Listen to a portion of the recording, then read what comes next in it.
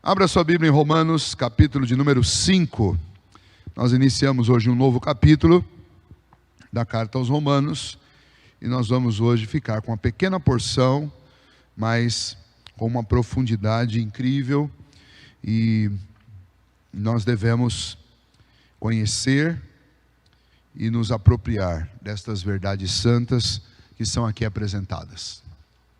Romanos capítulo 5, versos 1 e 2. Justificados, pois, mediante a fé, temos paz com Deus por meio de nosso Senhor Jesus Cristo, e por intermédio de quem obtivemos igualmente acesso, pela fé, a esta graça na qual estamos firmes, e gloriamo-nos na esperança da glória de Deus. Vamos orar mais uma vez. Senhor, ajuda-nos a compreender a Tua palavra e aplicá-la ao nosso coração. Pedimos isso, ó Deus, porque somos pequenos e fracos e precisamos da iluminação do Teu Espírito, ó Deus, para entender a largura, o comprimento e a profundidade do amor do Senhor por nós, bem como de toda esta obra grandiosa de salvação. Portanto, ajuda-nos nesse momento, ó Deus, em nome de Jesus. Amém. Muito bem. O apóstolo Paulo, na carta, capítulo 1 e 2, ele nos notifica que todos somos pecadores. Até a metade do capítulo 3. Somos pecadores indesculpáveis diante de Deus. E isso independe de qual a sua origem, de onde você tenha nascido, de com quem você tenha vivido e quais foram todas as suas experiências religiosas. Todos nós somos pecadores. E nem a nossa família, nem as nossas leis, nem as nossas moralidades pessoais, nem a moralidade da cidade onde nós vivemos, nem a justiça desse mundo, nem as nossas normas de convivência, a nossa ética pessoal e a nossa ética pública, nenhum desses fatores pode realmente nos livrar da condenação que nós temos por causa da dívida que adquirimos diante de Deus com os nossos pecados. Nem tampouco nenhuma das religiões do mundo, nenhuma delas, com as suas normas e com os seus dogmas, nenhuma religião pode resolver o meu problema de dívida para com Deus. E diferente de apenas uma verdadeira religião, todas as demais apontam um caminho errado, apontam um caminho insuficiente para a salvação. E apenas por meio do legítimo e verdadeiro cristianismo bíblico, que Tiago define como a verdadeira religião, guardar-se incontaminado do mundo, assistir os órfãos e as viúvas nas suas necessidades, buscar a Deus, em resumo, viver o exemplo do Senhor Jesus, confiado e capacitado por Cristo, exceto esta verdadeira religião, que recebe a alcunha de cristianismo, e apesar dos excessos e apesar dos desmazelos, em muitas épocas e em muitos lugares diferentes, com aquilo que a Bíblia ensina a respeito da verdadeira fé, da verdadeira religião, esta é a única religião que aponta o caminho de salvação. E este caminho não está na religião em si, mas esse caminho está em Deus, no seu Filho Jesus, o nosso único e suficiente Salvador. Porque Deus, sendo justo, Ele, por amor aos homens, por misericórdia do seu povo, um povo que Ele escolheu, Ele justifica pecadores através de um pagamento eficiente realizado por seu Filho Jesus Cristo. E então no capítulo 3, Paulo, ele termina esta defesa e esta comprovação de que todos nós somos culpados, somos devedores diante de Deus, e ele aponta o caminho de salvação, dizendo que nós só podemos ser salvos se nós, pela fé, crermos naquilo que Cristo realizou, na justiça que vem através da fé em Cristo Jesus, porque Ele foi o pagamento de todas as nossas dívidas, e por imputação, Deus lançou sobre Ele as nossas dívidas e lançou sobre nós a justiça do seu Filho, e é o que nos aproxima de Deus, é o que quita a nossa dívida com o Senhor, e é o que produz para nós um escrito jurídico de justificação, de pagamento, de dívida completamente quitada por meio daquilo que Cristo fez nessa obra de substituição. Então Paulo faz um tratado nesta carta, que nós podemos dizer que é a obra magna do apóstolo Paulo, é a obra maior dele, que é esta carta aos Romanos, onde ele apresenta o evangelho do Senhor Jesus, diferente dos 4 evangelhos que narram a vida de Cristo e os milagres que ele realizou, a sua história terrena. O apóstolo Paulo apresenta para nós o evangelho em si, aquilo que Cristo viveu e ensinou. Agora Paulo anuncia e ensina para os ocidentais. Então ele usa uma outra abordagem, uma outra forma de apresentar o evangelho, e ele começa exatamente mostrando aquilo que é principal para que nós demos valor ou devido valor ao evangelho, mostrar a nossa condição precária, nossa condição de endividados, e mostrar como que Deus, um Deus santo e justo, salva homens pecadores como nós. E essa salvação é somente por meio de Cristo Jesus, e ela só pode ser acessada mediante a fé, que é um dom dado por Deus a cada um de nós, e assim então nós podemos desfrutar dessa gloriosa salvação. No capítulo 4, Paulo, ele faz como que um parênteses, antes de continuar falando sobre a justificação pela fé, para mostrar de forma prática, através do exemplo de Abraão, como que a justificação pela fé se dá.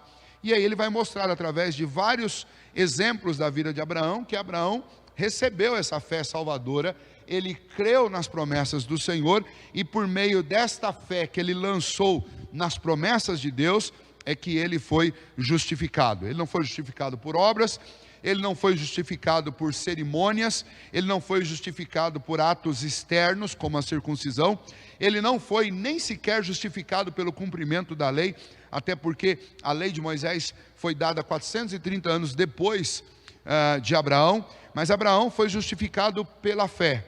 E assim como Abraão e todos os nossos irmãos lá do Antigo Testamento, nós também que vivemos nesse tempo, todos nós só podemos ser justificados diante de Deus e alcançar a salvação mediante a fé em Cristo Jesus. E Paulo então nos dá vários argumentos exemplificados na vida do pai da fé, do nosso pai Abraão. E aí quando Paulo entra no capítulo 5, ele retoma esse assunto da justificação pela fé, e ele vai nos aprofundar nesse assunto, e ele vai aqui no capítulo 5, ele vai tratar de 2 aspectos importantes da justificação pela fé. O primeiro deles nós vamos ver hoje, que são os efeitos dessa justificação na vida do crente. Quais são os efeitos dessa justificação pela fé? Eu sei que juridicamente, como nós já falamos, há um ato normativo, um ato jurídico, um ato formal, em que diante de Deus o meu nome é justificado. Não é a imputação da própria justiça perfeita de Cristo em mim, na minha carne, no meu ser, na minha mente, no meu coração, porque se assim o fosse, nós, no momento da conversão, nós nos tornaríamos instantaneamente perfeitos, absolutamente justos, sem nenhum tipo de inclinação pecaminosa. E nós sabemos muito bem que não é isso que acontece, mas a partir da conversão, sim, acontece ou começa a acontecer uma batalha que se estende até o último dia da nossa vida, que é uma luta entre esta nova criatura plantada em mim pelo Espírito Santo de Deus e aquela velha natureza.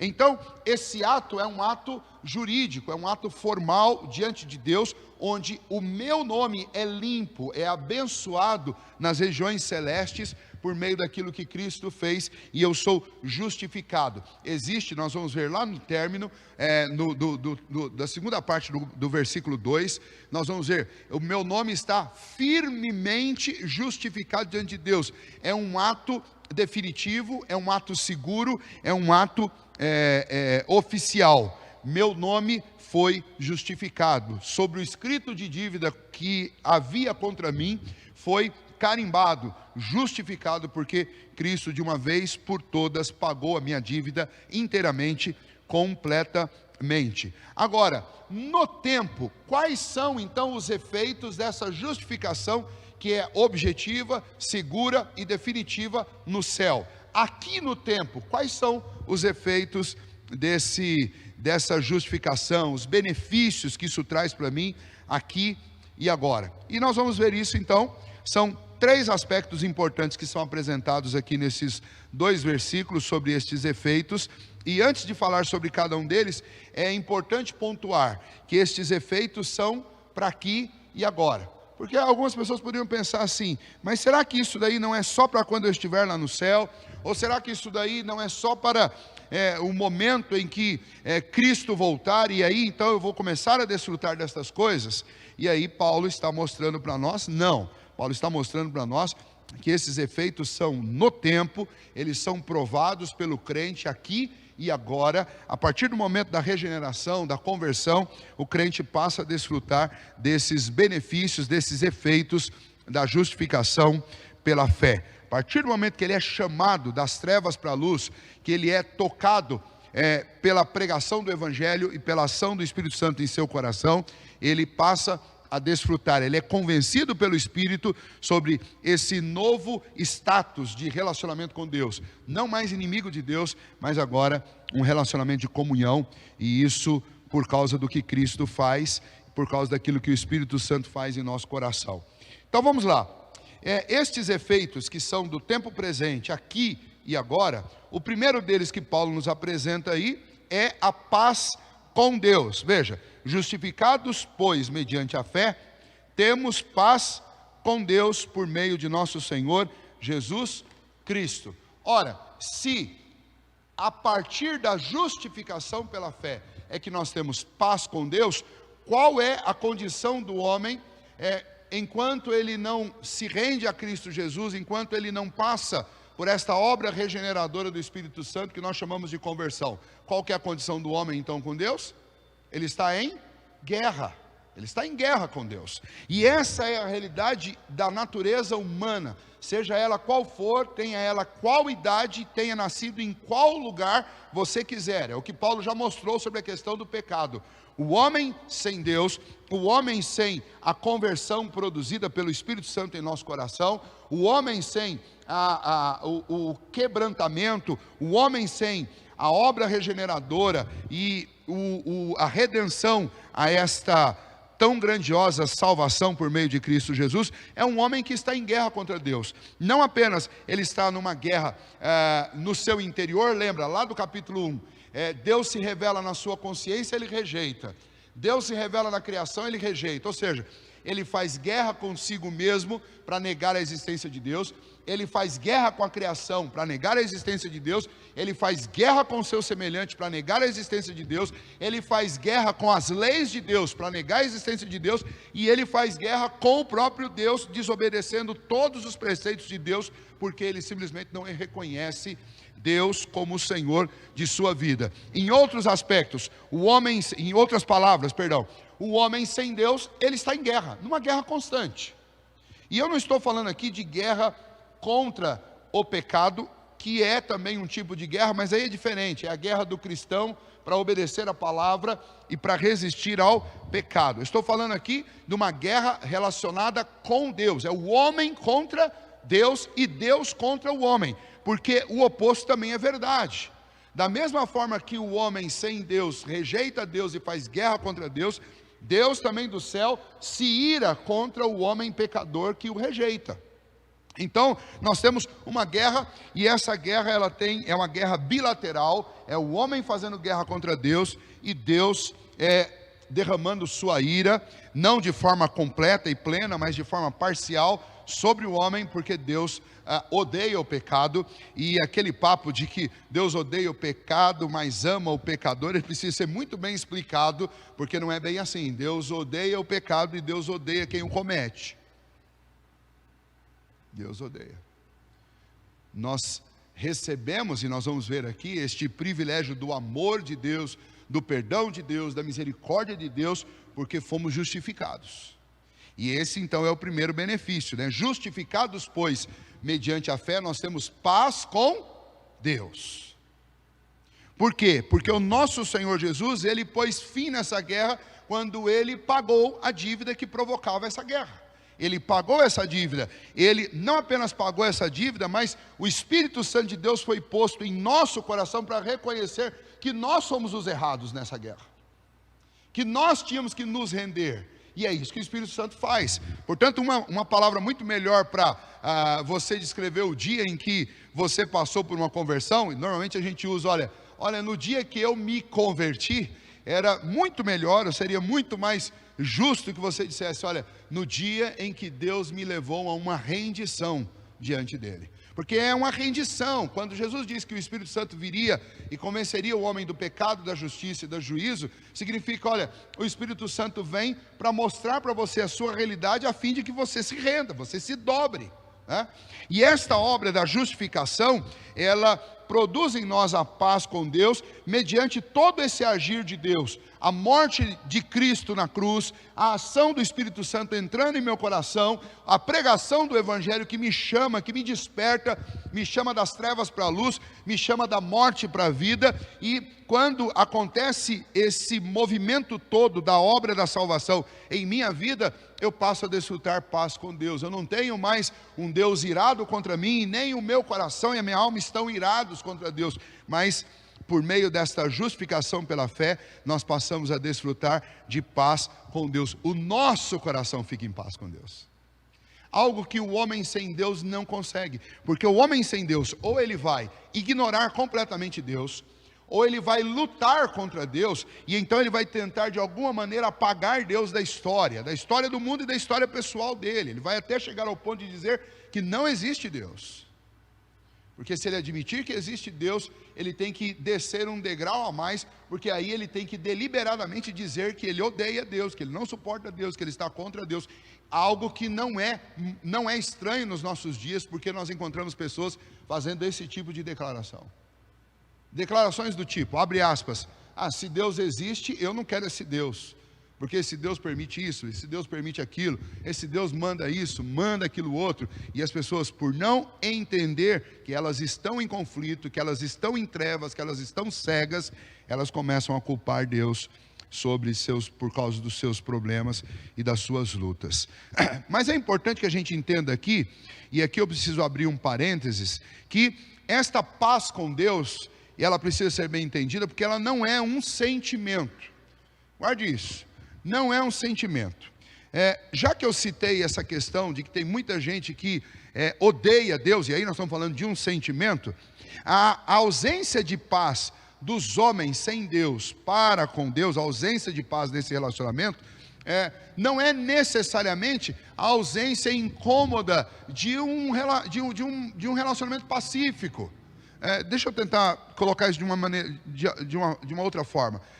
Existem muitas pessoas que estão no mundo, que não são crentes, que não creem em Cristo Jesus, e você olha, aparentemente essas pessoas estão vivendo uma vida de paz, tá? Então se eu chegar para essa pessoa e falar assim, você não está em paz com Deus, você precisa de paz com Deus, ele vai dizer, não, eu tenho paz com Deus, não estou incomodado com Deus.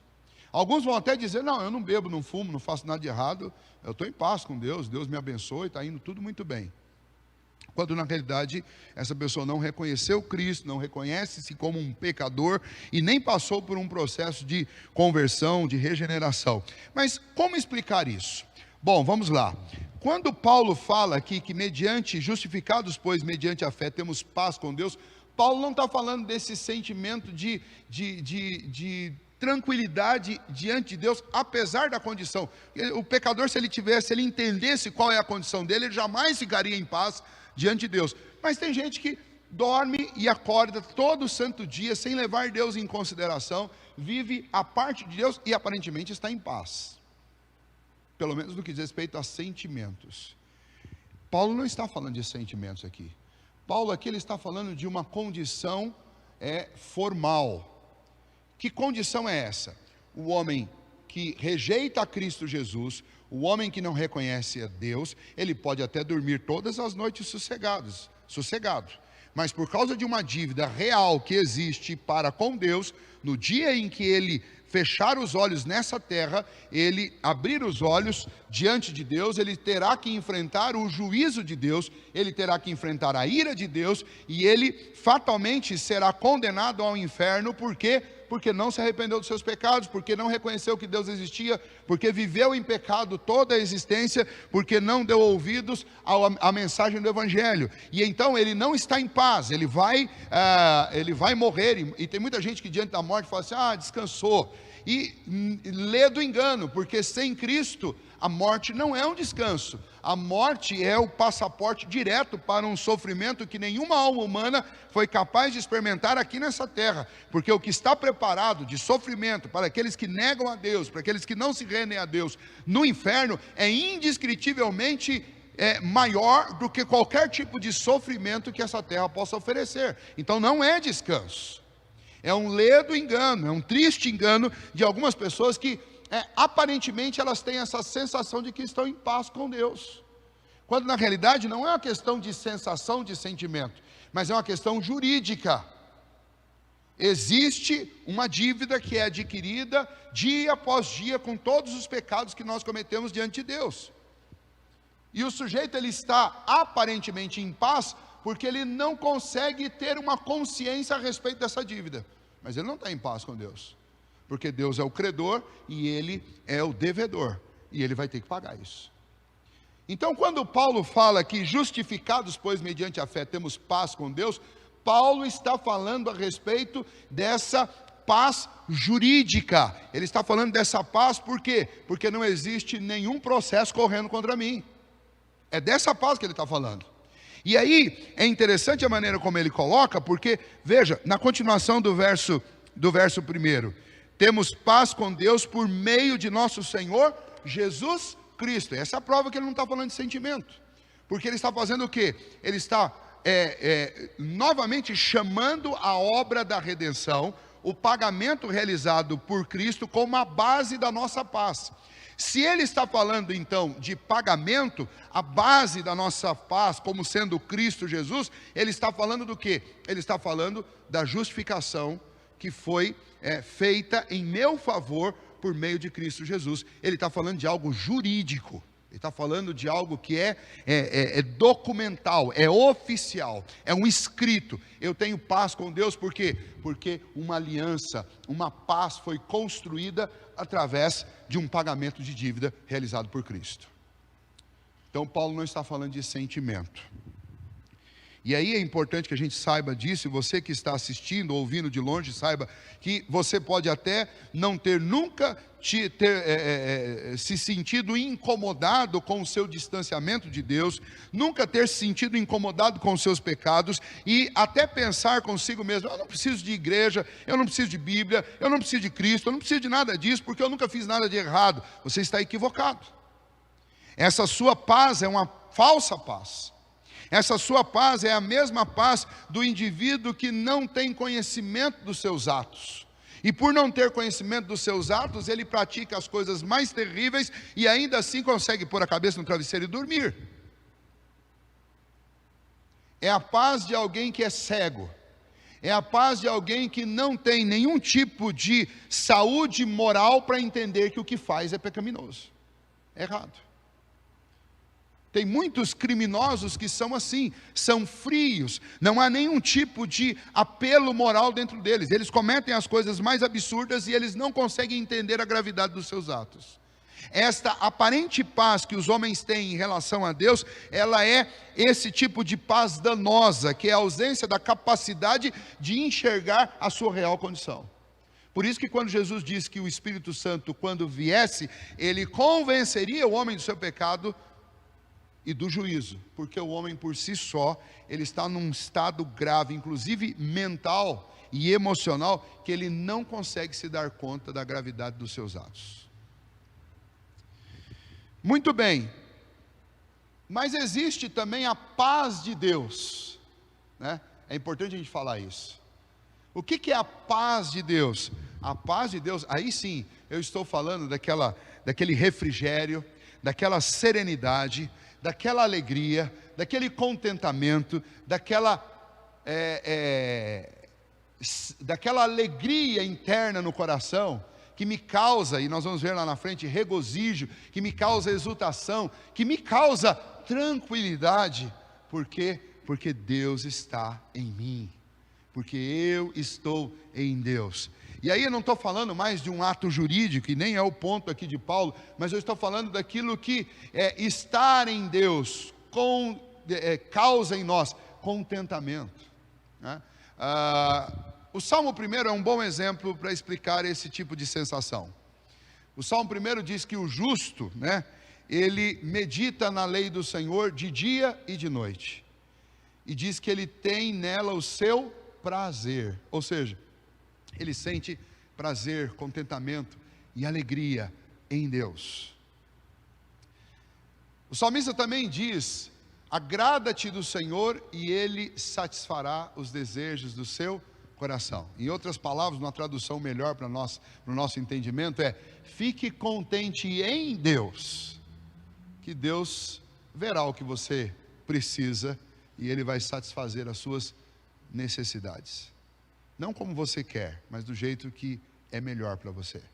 Ou seja, do que nós estamos falando? Nós estamos falando de um coração que está contente com Deus, de um coração que está satisfeito com Deus, de um coração que sente a paz de Deus em si. Ele não está lutando contra Deus, ele não está fazendo guerra contra Deus, ele não está resistindo a Deus, mas ele pacificamente vive em Deus. Ele vive a vida a partir dos pensamentos de Deus. Deus expõe os seus pensamentos, a sua vontade na palavra, e aí você medita na palavra, se alimenta dessa vontade de Deus e sente prazer em obedecê-la. Essa é a paz de Deus no nosso coração. É aquela paz que excede todo entendimento. É aquela paz no meio da guerra. É aquela paz no momento de luto, é aquela paz no meio da enfermidade, é a paz de saber que eu estou nos braços de Deus. Então vejam que são dois assuntos diferentes. Um é o que Paulo está tratando, o outro é que a Bíblia é o que a Bíblia apresenta em vários outros locais, mas não é o ponto aqui para nós principal. Aqui nós estamos falando de paz com Deus, está dizendo assim: havia um conflito, havia uma guerra, havia uma dívida, e isso tudo foi resolvido por Cristo Jesus. Portanto, quando pela fé você crê nessa obra, você é justificado diante de Deus, e esta justificação, ela tem como efeito para a sua vida a paz jurídica, a paz com Deus. Não há mais uma guerra, porque o motivo, a causa da guerra foi resolvido. A dívida foi paga com Deus. A paz de Deus, só para reforçar, é esse regozijo, esse santo contentamento, esse sentimento que você tem por estar em comunhão com Deus. É importante salientar sobre isso, que a paz com Deus é absolutamente estável, porque ela depende única e exclusivamente de Cristo. Veja, nós temos paz com Deus por meio de Cristo Jesus, do que Ele fez. Agora, a paz de Deus que nós lemos nos Salmos, que nós encontramos na Bíblia, a paz de Deus, essa pode ser conturbada, porque essa depende de uma vida de comunhão com Deus, de uma busca pela palavra do Senhor, de viver a partir dos pensamentos de Deus. Então, essa paz de Deus, ela pode ser perturbada? Pode. É simples. Deus me manda fazer uma coisa, e eu, por negligência, ou por desobediência mesmo, resolvo fazer outra. E a consequência do que eu vou fazer vai perturbar a minha vida. E vai perturbar a minha paz. Não aquela paz lá, mas essa paz do meu coração. Essa paz de Deus, que eu sempre desfruto quando eu estou fazendo a vontade dEle, mas que sempre será perturbada quando eu tomar as rédeas e resolver fazer as coisas do meu jeito. Aí vou ser perturbado. E aí nós temos vários exemplos bíblicos sobre isso. Um deles, Davi, já que nós estamos citando os salmos aqui, Davi. Deus vinha dando vitórias consecutivas a Davi, vitórias miraculosas. Aí de repente, um certo dia, Davi tem que enfrentar uma batalha, e ele, ao invés de continuar confiando em Deus, ele decide contar os homens para ver quantos músculos ele tinha para levar para a batalha. E ele tomou um caminho diferente. E o resultado disso foi que Deus se irou contra Davi por ter levantado aquele censo para contar quantos homens. Porque afinal de contas as vitórias não vinham da força dos valentes, mas a vitória vinha do Senhor. Aí ele decidiu contar. E quando ele terminou de contar, o profeta veio e falou assim: olha, Deus se irou contra você. E Deus mandou você escolher nas mãos de quem? Você quer cair nas mãos dos seus inimigos? Ou você quer cair nas mãos de Deus?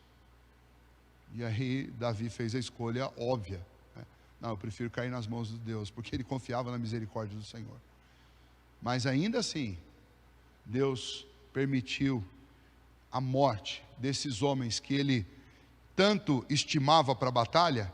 Deus foi lá e falou: você está contando os homens porque você quer número, né, para ir para a guerra. Então tá bom. E Deus começou a tirar a vida desses homens. Até que num determinado lugar Deus parou, e aí mandaram dizer para Davi: olha, Davi, lá na eira de Araúna, Deus parou de matar, a morte parou lá. E Davi juntou uma comitiva e foi para lá. Chegando lá, encontrou Araúna, provavelmente cuidando das suas lavouras lá. E quando Araúna viu o rei chegando, ficou assustado, né, com aquela situação. O que o rei veio fazer nas minhas terras? E aí Davi falou para Araúna que queria os bois para oferecer um sacrifício, a lenha da carroça para fazer o fogo e o altar. E perguntou para Araúna: quanto que custa isso daí? E Araúna falou: imagina, o senhor é o rei, é tudo seu, pode pegar a carroça, pode pegar os bois, pode oferecer o sacrifício. Davi falou: não, eu não oferecerei ao Senhor algo que não me custe nada, eu vou pagar por isso daí. E ofereceu ele um holocausto ao Senhor. Deus se agradou dele e ele voltou a desfrutar de paz. Mas ele enfrentou dias de perturbação. Por quê? Porque pegou um caminho diferente daquele que é a vontade de Deus. Isso acontece quase sempre com a gente, né? Eu falo quase sempre porque nós continuamos cometendo o mesmo erro de Davi. A gente continua fazendo essas opções erradas muitas vezes na vida. Então, um crente, ele pode, vamos ver se vocês entenderam. Eu vou fazer igual aqueles professores lá de primeira série. Vamos ver se vocês entenderam, fixaram a lição, né? Paz com Deus pode ser perturbada? Não, de maneira alguma, porque o fundamento dela é Jesus Cristo. A paz de Deus no meu coração pode ser perturbada? Pode.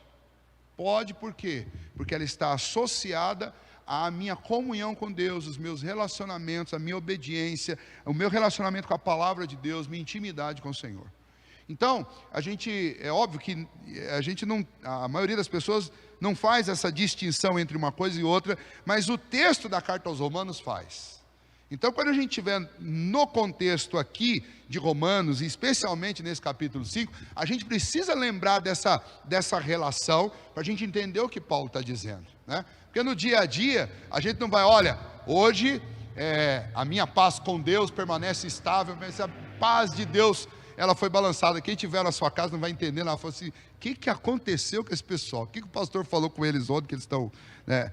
Mas a ideia é que a gente entenda isso no nosso coração, né? Eu tenho uma bênção de Deus estável, firme, inabalável, que é a paz com Deus, porque Cristo pagou minha dívida.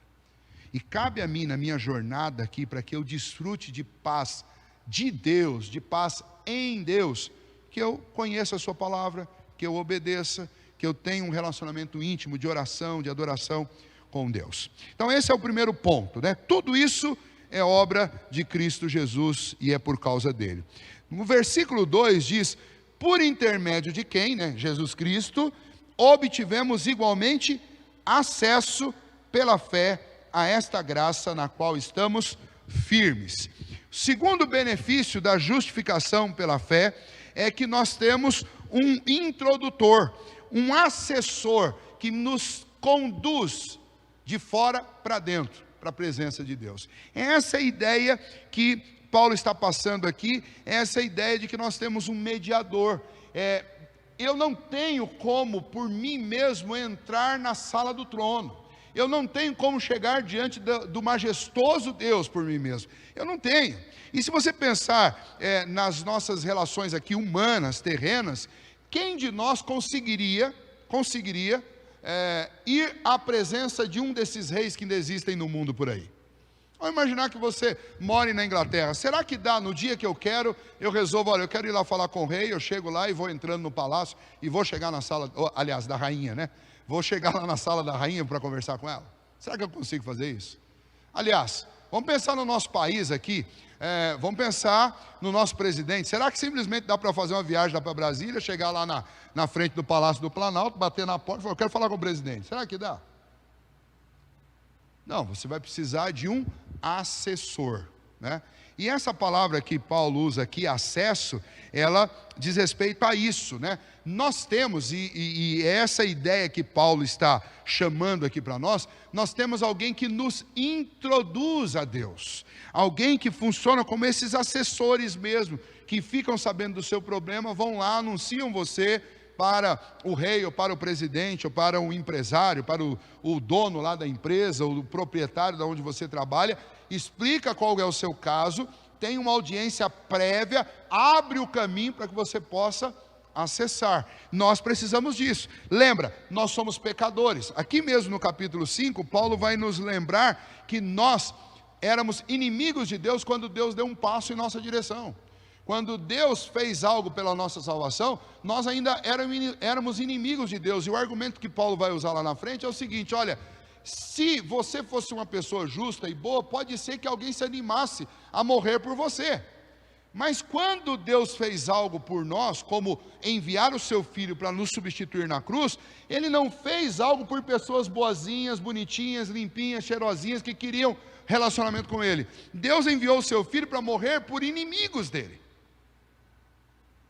Então Cristo se tornou e se ofereceu em sacrifício para ser o nosso assessor, quando nós nem mesmo tínhamos nenhum interesse ou algum interesse de conhecer a Deus ou de ter relacionamento com Deus. E agora Paulo fala, olha, mediante essa justificação, nós temos paz com Deus por meio de Cristo Jesus, por quem, ou seja, e através dele, de Cristo Jesus, nós obtivemos acesso a Deus, coisa que a gente não tinha.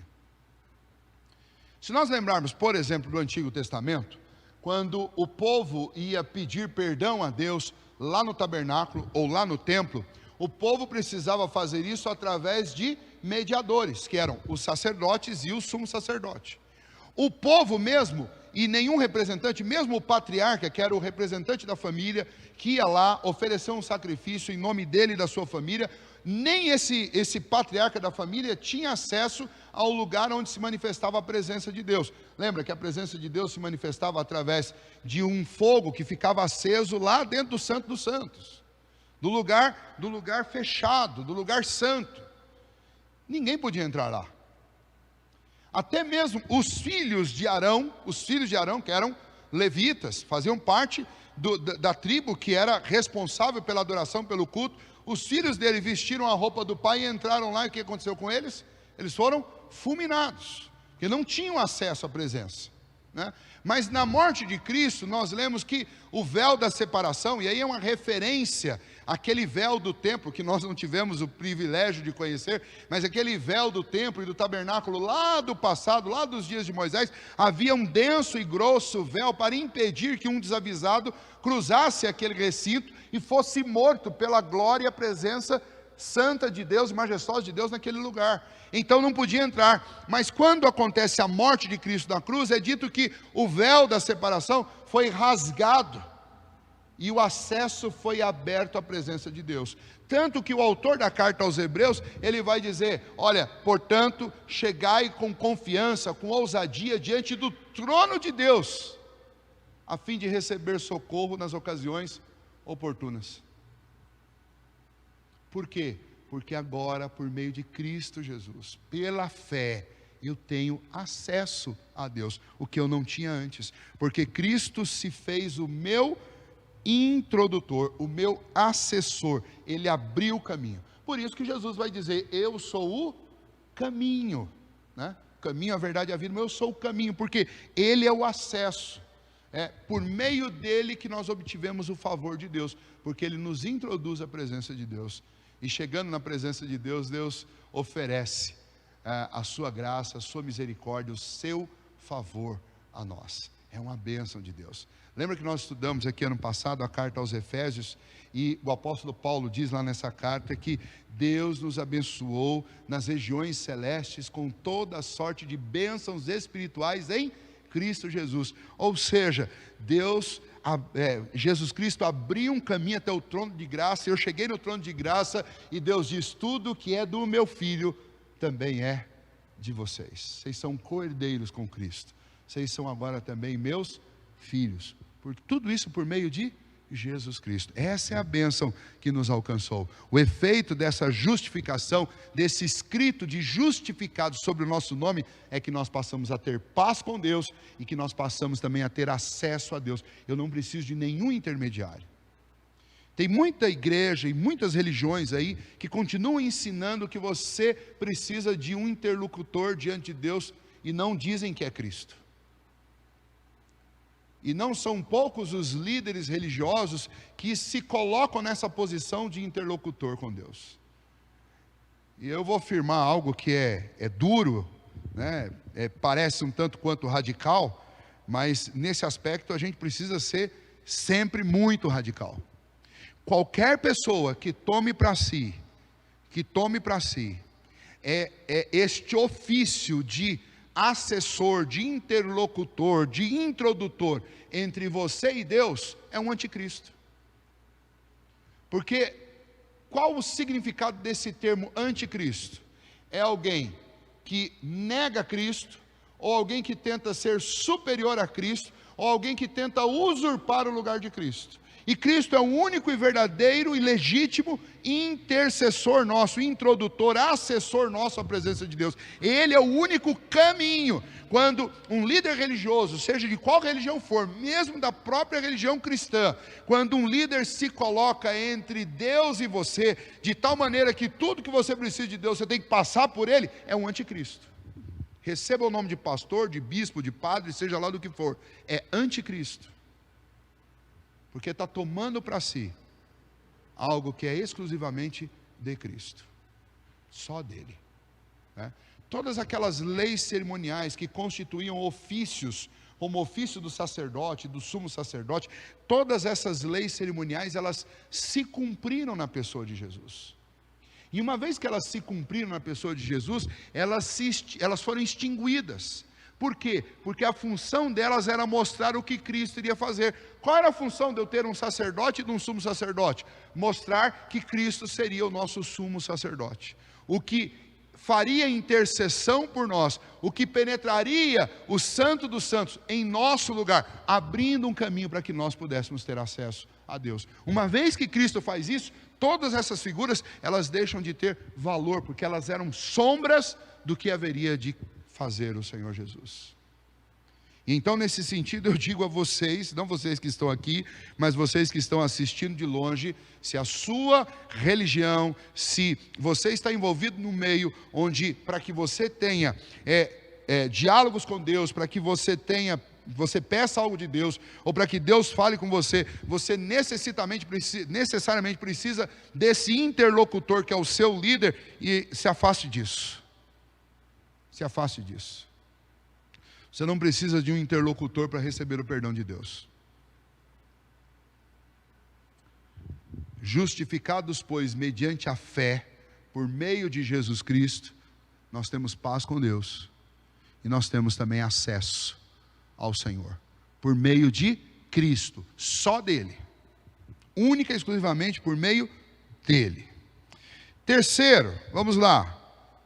Caminhando para o final, pela fé a esta graça, eu estou na segunda parte do verso 2, pela fé a esta graça na qual estamos firmes, e gloriamo-nos na esperança da glória de Deus. Sempre lembrando, né? Paz com Deus e acesso ao trono, tudo isso é algo absolutamente firme, porque depende somente de Cristo, absolutamente firme, tá? Por isso que Paulo fala, na qual estamos firmes, não há vacilo nessa obra, não há instabilidade, porque o que Cristo fez de uma vez por todas.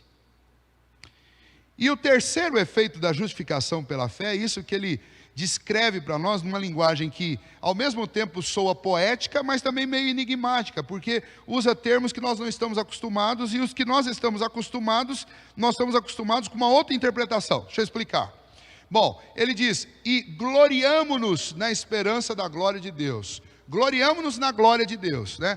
Vamos lá. Primeiro, o termo gloriamo-nos na nossa cultura fica feio, fica ruim, né? Olha, nós nos gloriamos, né? Soa o quê?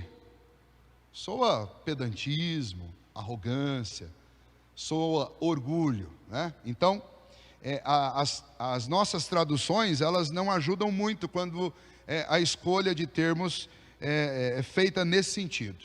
Mas aqui há um motivo especial pelos tradutores terem escolhido isso, porque na realidade ele está falando de uma grande alegria, de um regozijo que nós temos na glória de Deus. Então, para deixar claro que esse regozijo não tem nenhuma outra motivação, senão única e exclusivamente poder sentir, poder desfrutar, poder acessar, poder nos valer, poder confiar na glória de Deus, eu vou falar um pouquinho sobre essa glória de Deus, nós sentimos alegria. Então ele faz a mesma associação que está feita lá no hebraico, que é se gloriar na glória, né? Então não tem a ver com orgulho, não tem a ver com arrogância, não tem a ver com você se achar melhor do que os outros, tem a ver com o fato de que eu recebi graciosamente por meio de Cristo, paz com Deus, acesso ao trono da graça, e através desse acesso a Deus, eu desfruto da glória de Deus, e essa glória, essa majestade de Deus, é o motivo da maior alegria da minha vida. Então Paulo está dizendo, nós temos a alegria, um regozijo, que está fundamentado na glória de Deus. Então, nós entendemos o primeiro termo, mas falta explicar ainda essa esperança e a glória de Deus. O termo que é muito conhecido, vamos na sequência, é esperança. Mas de novo aqui a gente tem que entender esperança do jeito certo. Por quê? Esperança na nossa cultura significa o quê? Significa que eu estou esperando uma coisa, mas que não é certa, é incerta.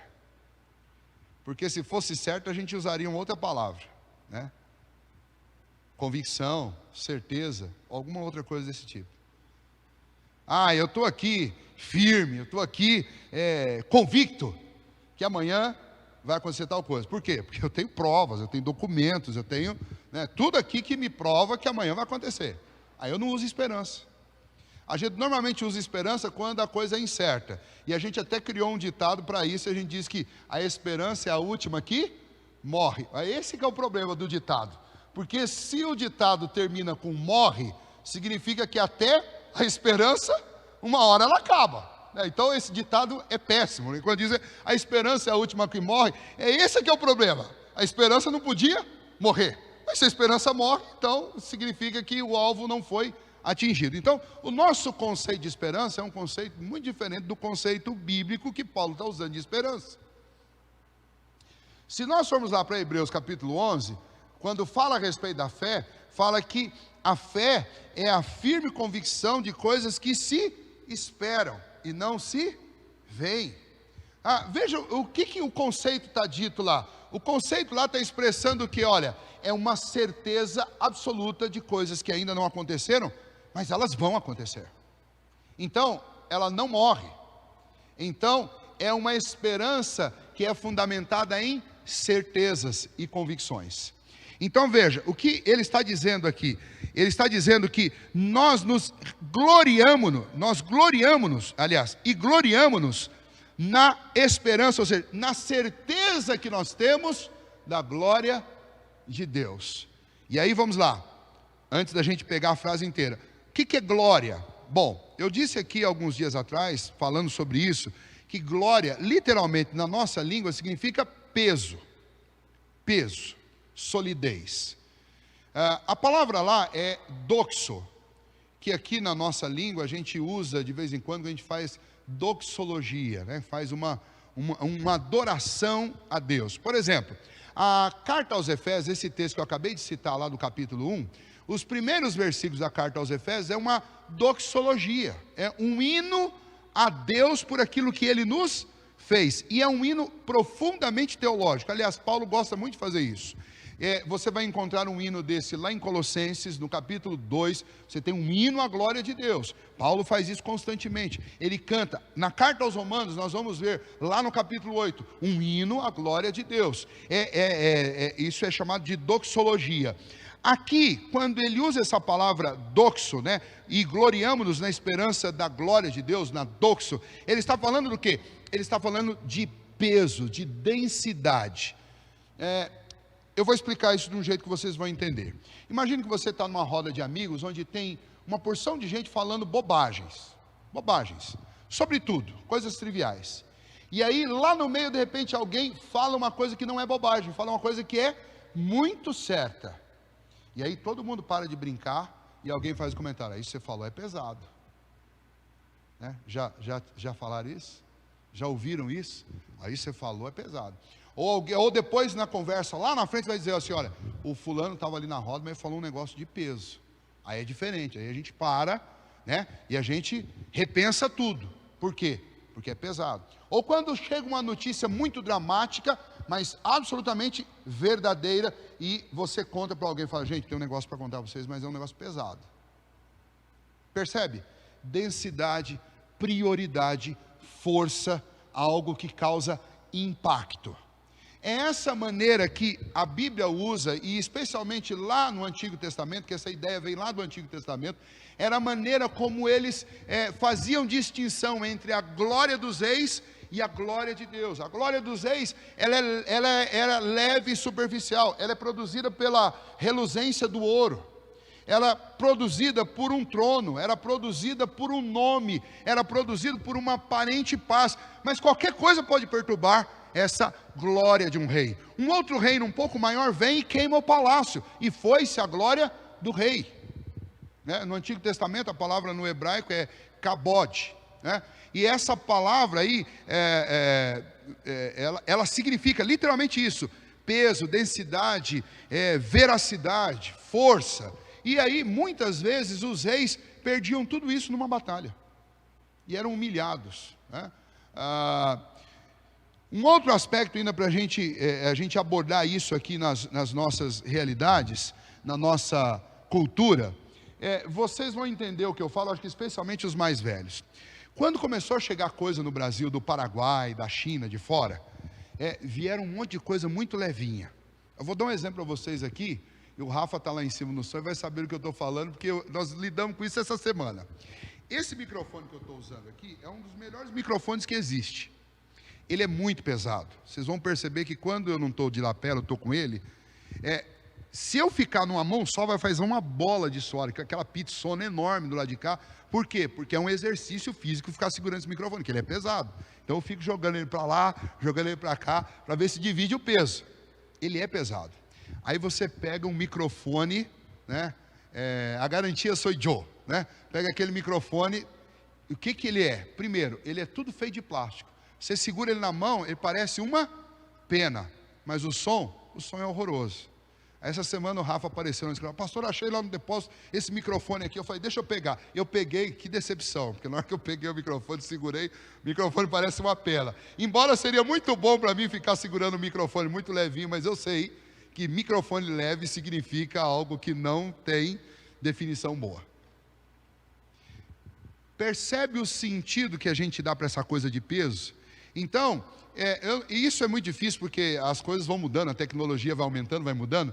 Mas antigamente, e isso não é muito antigamente, uns 20 anos atrás, você fazia uma primeira avaliação para uma coisa, se ela era boa ou ruim, pelo peso. Coisa boa tinha que ser pesado. Coisa ruim é leve, você já fala: esse negócio aí deve ser falsificado, está muito leve. A gente fazia isso aqui. Peso, porque peso está sempre com a gente, está sempre, com exceção da obesidade, peso está sempre relacionado com coisa boa, com coisa autêntica, com coisa legítima, com coisa que dá para confiar.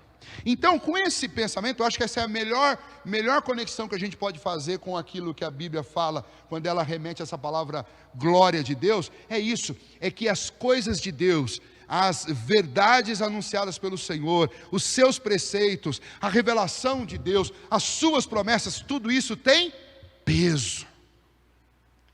E o trono de Deus é sem dúvida nenhuma o lugar mais pesado de todos, porque é o lugar mais sólido, é o lugar mais firme, é o lugar onde todas as decisões sobre tudo que acontece no universo foram tomadas. É o lugar de onde Deus emitiu os decretos, desde a criação, a provisão e a história toda que nós estamos vivendo. É o lugar de maior peso no universo e fora do universo.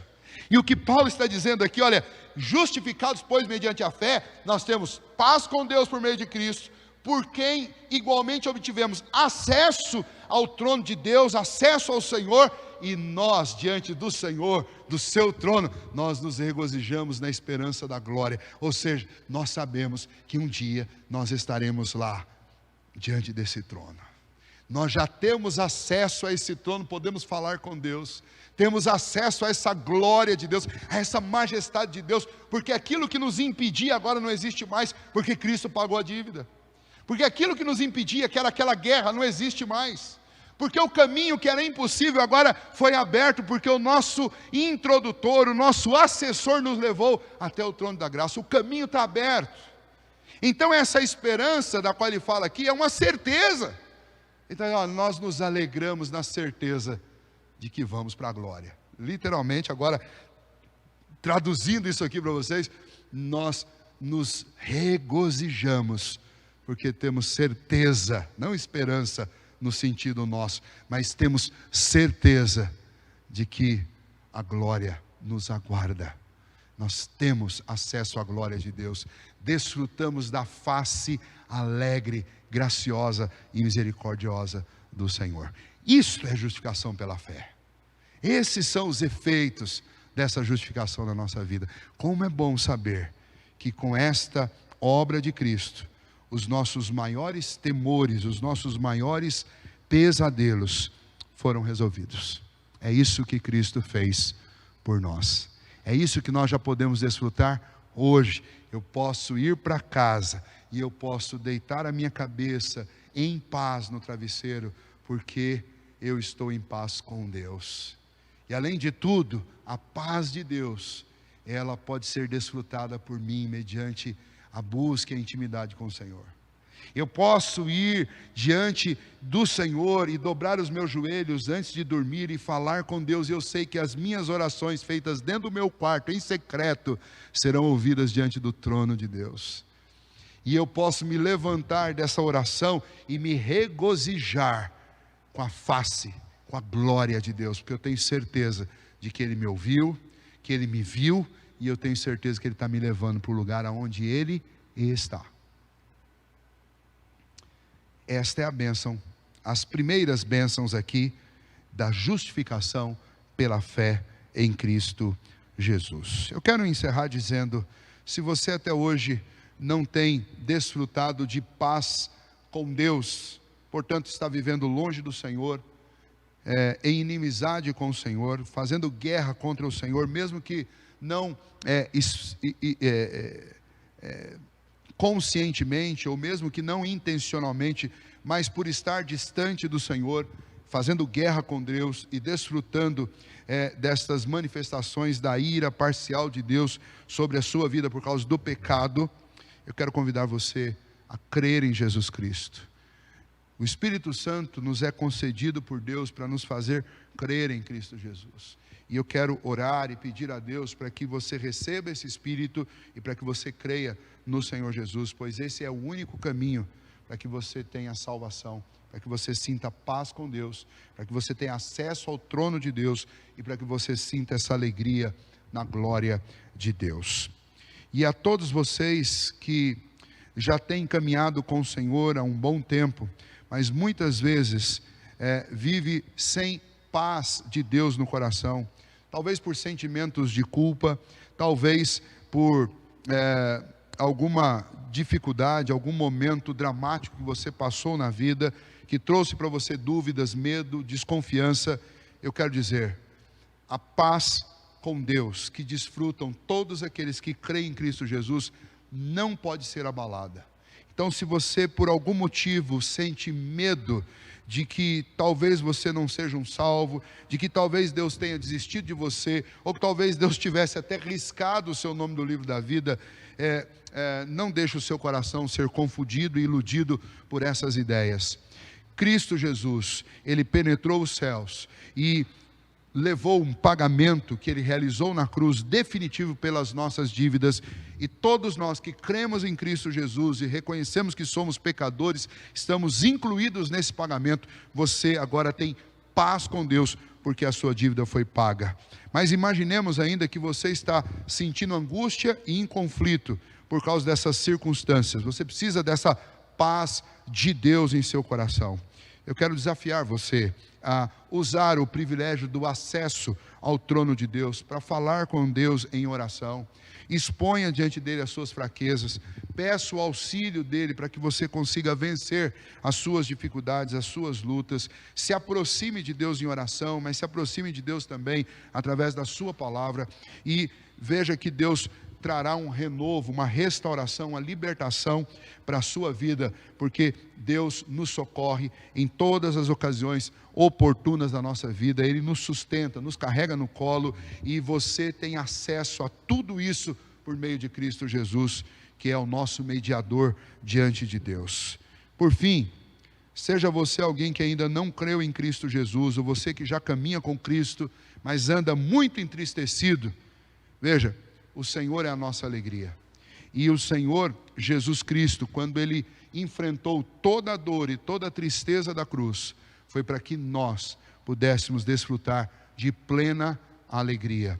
Quando Ele estava se despedindo dos seus apóstolos, Ele diz que tudo aquilo que Ele estava fazendo, e Ele ora inclusive ao Pai, lá em João capítulo 17, pedindo que a nossa alegria seja completa. Deus não quer você triste.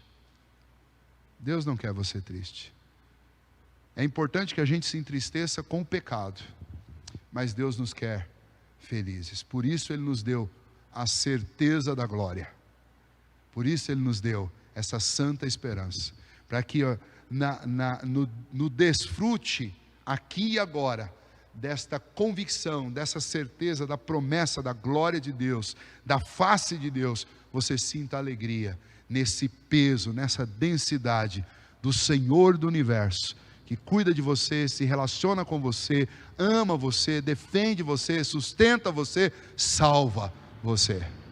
Nós devemos sentir alegria no Senhor e não permitir que as angústias desse mundo nos roube esse santo regozijo com a glória de Deus, que é absolutamente certa. É apenas uma questão de tempo, até que a gente esteja reunido na glória do Senhor, diante da face do nosso Salvador Jesus Cristo. Vamos orar. Ó Deus, ajuda-nos, ó Pai, para que a nossa fé seja aumentada dia a dia, para continuarmos, ó Deus, crendo e buscando o Senhor de todo o coração. Obrigado pela paz que temos com o Senhor, por meio do sacrifício de Cristo Jesus. Obrigado pelo acesso que o Teu Filho nos abriu até o Teu trono de graça, Senhor. E obrigado pela certeza, a esperança da glória, Senhor.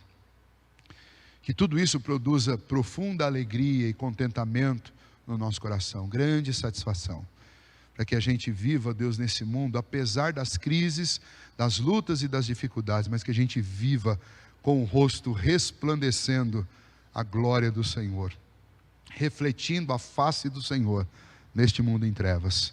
Que, ó Deus, o Senhor nos encha de santa exultação, da santa exuberância da igreja do Senhor, resultado da glória do Senhor sobre nós, resultado da esperança que o Senhor nos deu, desta paz que temos, do acesso que temos ao Teu trono. Ó Deus, que assim nós possamos testificar, testemunhar da grande obra do Senhor em nosso favor. Ó Deus, alcança os corações, aqueles que ainda não se renderam ao Senhor, que ouvindo esta palavra, que o Teu Santo Espírito possa convencê-los da verdade, e que eles possam, ó Deus, ter um encontro com Cristo, e se renderem inteiramente a Jesus, que deu a vida dele na cruz para nos salvar, para que nós tivéssemos paz com o Senhor. E, ó Deus, a todos os meus irmãos em Cristo, que porventura estejam passando por momentos, ó Deus, de dificuldade, momentos desafiadores de crises, momentos talvez de grande tristeza e lamento, que o Senhor restaure, que o Senhor liberte, que o Senhor transforme, que o Senhor dê essas convicções, reanime a esperança, Deus, e traga alegria a esses corações. É a oração que fazemos nessa noite, ó Deus, entregando a nossa vida diante do Senhor, em nome de Jesus. Amém. Deus abençoe, irmãos. Uma ótima noite para vocês e restante de semana. Fiquem com Deus e até domingo, se Deus quiser.